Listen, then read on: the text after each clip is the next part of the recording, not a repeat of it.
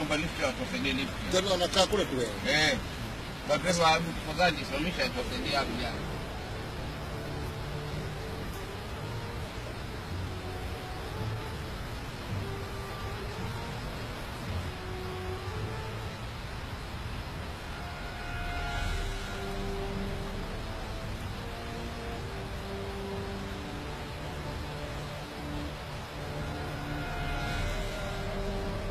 Hii kweli jirani anakwenda namna hii.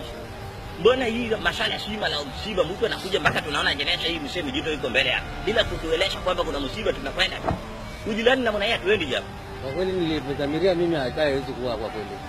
Mimi nadhamiria mimi nipande gari hapa nikawahi jamaa hapo majani mapana. Sasa napanda gari kumbe imejaa maiti na mimi. Nitakwenda saa ngapi kama nitafika kweli? Mimi niko jirani na Majuto. Habari ya msiba sijaipata na shangaa tunaambia bwana panda gari tena. Mimi niko jirani na Majuto ananificha mimi kuhusu msiba. Majuto na mimi tumetoka mbali. Cha kwanza unabidi kufurahi. Unaelewa? Msiba watu wao wenzao tuna vitu vingi vya kufanya. Kwanza pombe, cha pili vyakula vyao vinakuwa vitamu. Mimi nakwambiaje? Cha kwanza mimi nashukuru kwamba mchana leo nimeuona. Niko sina hatima kabisa. Sasa mchana ukiona kwenye msiba inakuwa burudani kabisa. Unaona bwana? Mimi sielewi mpaka sasa hivi napoelekea wapi.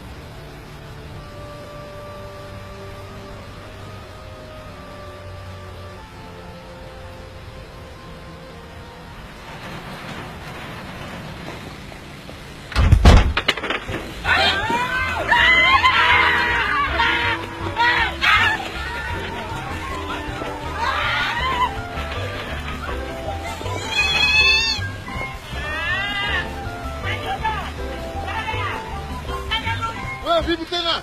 Dada. Sasa wewe ndio vitu gani? Kutoka huko ndani.